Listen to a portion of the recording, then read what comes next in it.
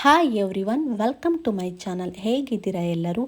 ಈ ವಿಡಿಯೋದಲ್ಲಿ ನಾನು ಡಾಬಾ ಸ್ಟೈಲ್ ಆಲೂ ಕರಿ ರೆಸಿಪಿನ ನಿಮಗೋಸ್ಕರ ತೊಗೊಂಬಂದಿದ್ದೀನಿ. ಇದು ಪೂರಿ ಚಪಾತಿ ಜೊತೆಗಂತೂ ಬೆಸ್ಟ್ ಕಾಂಬಿನೇಷನ್ ಅಂತಲೇ ಹೇಳ್ಬೋದು. ನೋಡಿ, ಇಲ್ಲಿ ಈ ಡಾಬಾ ಸ್ಟೈಲ್ ಆಲೂ ಕರಿನ ಮಾಡೋದಕ್ಕೆ ನಾನಿಲ್ಲಿ ಒಂದು ಅರ್ಧ KGಯಷ್ಟು ಆಲೂಗೆಡ್ಡೆನ ಅದ್ರ ಸಿಪ್ಪೆನೆಲ್ಲ ನೀಟಾಗಿ ಒರೆದು ಈ ಥರ ಟ್ಯೂಬ್ಸ್ ಮಾಡಿ ಕಟ್ ಮಾಡಿ ಇಟ್ಕೊಂಡಿದ್ದೀನಿ ನಾನು. ನೋಡಿ, ಈ ಥರ. ನಂತರ ನಾನಿಲ್ಲಿ ಒಂದು ಕುಕ್ಕರಿಗೆ ನಾನು ಕಟ್ ಮಾಡಿ ಇಟ್ಕೊಂಡಿರೋ ಅಂಥ ಆಲೂಗೆಡ್ಡೆ ಟ್ಯೂಬ್ಸ್ನ ಹಾಕಿಬಿಟ್ಟು ಸ್ವಲ್ಪ ಉಪ್ಪನ್ನ ಸೇರಿಸಿ ನೀರನ್ನು ಹಾಕಿ ನಾನು ಇದನ್ನು ಒಂದು ವಿಸಲ್ ತೊಗೋತೀನಿ. ನೀವು ಡೈರೆಕ್ಟಾಗಿ ಈ ಟ್ಯೂಬ್ಸ್ನ ಕಟ್ ಮಾಡಿಕೊಂಡು ಒಗ್ಗರಣೆಯಲ್ಲಿ ಬೇಯಿಸ್ಕೋಬೇಕಾದ್ರೂ ಕೂಡ ಬೇಯಿಸ್ಕೋಬೋದು, ಬಟ್ ಬೇಗ ಆಗುತ್ತೆ ಈ ಮೆಥಡಲ್ಲಿ ಮಾಡಿದ್ರೆ. ಅದರಿಂದ ನಾನು ಇದನ್ನು ಒಂದು ವಿಸಲ್ ತೊಗೊಂಡು ಬರ್ತೀನಿ. ನೋಡಿ, ಅದು ಒಂದು ವಿಸಲ್ ಆಗಿದೆ. ಅದು ಆರಷ್ಟರೊಳಗಡೆ ನಾವಿಲ್ಲಿ ಒಂದು ಮಸಾಲೆನ ರೆಡಿ ಮಾಡ್ಕೊಳ್ಳೋಣ. ಒಂದು ಬೌಲ್ಗೆ ನಾನಿಲ್ಲಿ 1 ಸ್ಪೂನಷ್ಟು ಅಚ್ಕಾರದ ಪುಡಿನ ತೊಗೊಂಡಿದ್ದೀನಿ. 1.5 ಸ್ಪೂನಷ್ಟು ಧನಿಯಾ ಪೌಡರ್ನ ತೊಗೋತೀನಿ. ನೀವು ಬೇಕಿದ್ರೆ ಕಾಶ್ಮೀರಿ ರೆಡ್ ಚಿಲ್ಲಿ ಪೌಡರ್ನು ಕೂಡ ಯೂಸ್ ಮಾಡ್ಕೋಬೋದು. ನಂತರ ನಾನಿಲ್ಲಿ 3/4 ಸ್ಪೂನಷ್ಟು ಗರಂ ಮಸಾಲಾನ ತೊಗೊಂಡಿದ್ದೀನಿ. ಅರ್ಧ ಸ್ಪೂನಷ್ಟು ಜೀರಿಗೆ ಪೌಡರು, 1/4 ಸ್ಪೂನಷ್ಟು ಅರಿಶಿಣದ ಪೌಡರ್ನ ತೊಗೊಂಡಿದ್ದೀನಿ. ರುಚಿಗೆ ಎಷ್ಟು ಬೇಕೋ ಅಷ್ಟು ಉಪ್ಪಿನ ಪುಡಿನ ಸೇರಿಸ್ಕೊಂಡು ನೋಡಿ, ಈ ಮಿಶ್ರಣನ ನೀಟಾಗಿ ನೀವು ಚೆನ್ನಾಗಿ ಮಿಕ್ಸ್ ಮಾಡ್ಕೋಬೇಕಾಗುತ್ತೆ. ನೋಡಿ ಫ್ರೆಂಡ್ಸ್, ಇದಂತೂ ಸೇಮ್ ಡಾಬಾ ಮತ್ತು ರೆಸ್ಟೋರೆಂಟ್ ಸ್ಟೈಲ್ನಲ್ಲೇ ಬರುತ್ತೆ. ಈ ರೀತಿ ಒಮ್ಮೆ ಮಾಡಿ ನೋಡಿ. ನಂತರ ನಾನು ಇಲ್ಲಿ ಮಿಕ್ಸ್ ಮಾಡ್ಕೊಂಡಿರೋ ಅಂಥ ಪೌಡರ್ಗಳಿಗೆ ಎಷ್ಟು ಬೇಕೋ ಅಷ್ಟನ್ನು ನೋಡಿಕೊಂಡು ಮೊಸರನ್ನ ಸೇರಿಸ್ಕೋತಾ ಇದ್ದೀನಿ. ಇದನ್ನು ಒಂದು ಸ್ವಲ್ಪನೂ ಲಂಗ್ಸ್ ಇಲ್ಲದೆ ಇರೋ ಥರ ನೀವು ಒಂದು ಸ್ವಲ್ಪ ಕ್ರೀಮಿ ಥರ ಅದನ್ನು ನೀಟಾಗಿ ಕಲಿಸ್ಕೊಂಡು ಇಟ್ಕೋಬೇಕಾಗುತ್ತೆ. ನೋಡ್ಕೋತಾ ಸ್ವಲ್ಪ ಕರಡನ್ನ ಸೇರಿಸ್ಕೊಂಡು ನೀವು ಈ ಥರ ಕನ್ಸಿಸ್ಟೆನ್ಸಿಗೆ ಬರೋ ಥರ ನೋಡಿ, ಈ ಥರ ಅದನ್ನು ನೀಟಾಗಿ ಮಿಕ್ಸ್ ಮಾಡಿ ಇಟ್ಕೊಳ್ಳಿ. ನಂತರ ಇದನ್ನು ಸೈಡಲ್ಲಿ ಎತ್ತಿಟ್ಟು ಒಂದು ಮಿಕ್ಸರ್ ಜಾರ್ಗೆ ನಾನಿಲ್ಲಿ 2 ಹುಳಿ ಟೊಮೆಟೊನ ತೊಗೊಂಡಿದ್ದೀನಿ. ಹುಳಿ ಟೊಮೆಟೊನೇ ಯೂಸ್ ಮಾಡಿ ಟೇಸ್ಟು ಚೆನ್ನಾಗಿ ಬರುತ್ತೆ. ಇದನ್ನು ನುಣ್ಣಗೆ ರುಬ್ಕೊಂಡು ಟೊಮೆಟೊ ಪ್ಯೂರಿ ಮಾಡಿ ರೆಡಿ ಮಾಡಿ ಇಟ್ಕೊಳ್ಳೋಣ. ನೋಡಿ, ಇವಾಗ ನಾನು ಇದನ್ನು ರುಬ್ಕೊಂಡು ಬಂದಿದ್ದೀನಿ. ಯಾವುದೇ ರೀತಿ ನೀರನ್ನು ಸೇರಿಸೋದಕ್ಕೆ ಹೋಗಬೇಡಿ, ಟೊಮೆಟೊದಲ್ಲೇ ನೀರಿರುತ್ತೆ. ಅದನ್ನು ರುಬ್ಬಿ ಸೈಡಿಗೆ ಎತ್ತಿಟ್ಕೊಂಡು ನಂತರ ಮಾಡೋ ವಿಧಾನ ನೋಡೋಣ ಬನ್ನಿ. ನಾನಿಲ್ಲಿ ಒಂದು ಕಡಾಯಿಗೆ 4-5 ಸ್ಪೂನಷ್ಟು ಎಣ್ಣೆನ ಹಾಕೋತಾ ಇದ್ದೀನಿ.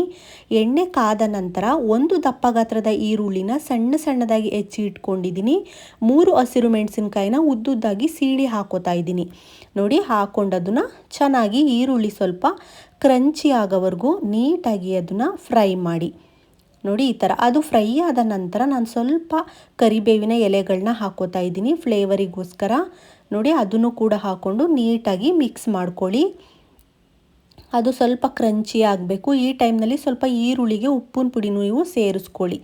ನಂತರ ನಾವು ಬೇಯಿಸ್ಕೊಂಡು ಇಟ್ಕೊಂಡಿದ್ವಿ ನೋಡಿ ಆಲೂಗೆಡ್ಡೆ ಟ್ಯೂಬ್ಸು, ಅದನ್ನು ನೀಟಾಗಿ ಅದರಲ್ಲಿರೋ ನೀರನ್ನೆಲ್ಲ ಸ್ಟ್ರೈನ್ ಮಾಡಿಬಿಟ್ಟು ಹಾಕ್ಕೊಂಡು ಅದನ್ನು ಅಷ್ಟೇ ಲೈಟಾಗಿ ಮಿಕ್ಸ್ ಮಾಡಿ. ನೋಡಿ ಫ್ರೆಂಡ್ಸ್, ಇದನ್ನು ಮುಂಚೆನೇ ಈ ಥರ ನೀವು ಬೇಯಿಸ್ಕೊಂಡ್ಬಿಟ್ರೆ ಈಸಿಯಾಗಿ ಬೇಗನೆ ಕ್ವಿಕ್ಕಾಗಿ ಆಗೋಗುತ್ತೆ. ಮಾರ್ನಿಂಗು ಬ್ರೇಕ್ಫಾಸ್ಟ್ ಮಾಡಬೇಕಾದ್ರೆ ಗಡಿ ಬಿಡಿ ಆಗೋದಿಲ್ಲ. ಅದನ್ನು ಬಿಟ್ಟು ನೀವು ಈ ಥರ ಬಾಣಲಿನಲ್ಲೇ ಡೈರೆಕ್ಟಾಗಿ ಬೇಯಿಸ್ತೇನೆ ಹಾಕ್ಕೊಂಡು ಮಾಡ್ತೀನಿ ಅಂದರೆ ಒಂದು 5 to 10 ಮಿನಿಟ್ಸ್ ಎಕ್ಸ್ಟ್ರಾ ತೊಗೊಳುತ್ತೆ. ಅದರಿಂದ ಮುಂಚೆನೇ ನೀವು ಈ ಥರ ಟ್ಯೂಬ್ಸ್ನ ಮಾಡಿಕೊಂಡು ನೀಟಾಗಿ ಅದನ್ನು ಬೇಯಿಸ್ಕೊಬಿಟ್ರೆ ಈಸಿ ಆಗುತ್ತೆ. ನಂತರ ನಾನಿಲ್ಲಿ ಸ್ವಲ್ಪ ಹಸಿ ಬಟಾಣಿನೂ ಕೂಡ ಯೂಸ್ ಮಾಡ್ಕೋತಾ ಇದ್ದೀನಿ. ಈ ಥರ ಹಸಿ ಬಟಾಣಿನ ಹಾಕ್ಕೊಳ್ಳೋದ್ರಿಂದ ಈ ಆಲೂ ಗ್ರೇವಿ ತುಂಬಾ ಚೆನ್ನಾಗಿ ಬರುತ್ತೆ. ನೋಡಿ, ಈ ಥರ ಅದನ್ನು ಸ್ವಲ್ಪ ಅದ್ರದ್ದು ರಾ ಸ್ಮೆಲ್ಲೆಲ್ಲ ಹೋಗೋವರೆಗೂ ಹಸಿ ಬಟಾಣಿದು 1-2 ನಿಮಿಷ ಅದನ್ನು ಲಿಡ್ಡನ್ನ ಕ್ಲೋಸ್ ಮಾಡಿಕೊಂಡು ನೀವು ಬೇಯಿಸ್ಕೋಬೇಕಾಗುತ್ತೆ. ನೋಡಿ, ಇವಾಗ ಅದು ನೀಟಾಗಿ ಸ್ವಲ್ಪ ಬೆಂದಿದೆ. ನಂತರ ನಾನಿಲ್ಲಿ ಒಂದು ಅರ್ಧ ಸ್ಪೂನಷ್ಟು ಶುಂಠಿ ಪೇಸ್ಟು, 1/4 ಸ್ಪೂನಷ್ಟು ಬೆಳ್ಳುಳ್ಳಿ ಪೇಸ್ಟನ್ನ ಸೇರಿಸ್ಕೋತಾ ಇದ್ದೀನಿ. ಅದನ್ನು ಅಷ್ಟೇ ಸ್ವಲ್ಪ ಹಾಗೆ ಲೈಟಾಗಿ ನೀವು ಮಿಕ್ಸ್ ಮಾಡಬೇಕಾಗುತ್ತೆ. ಆಲ್ರೆಡಿ ಆಲೂಗೆಡ್ಡೆ ನೀಟಾಗಿ ಬೆಂದಿರೋದ್ರಿಂದ.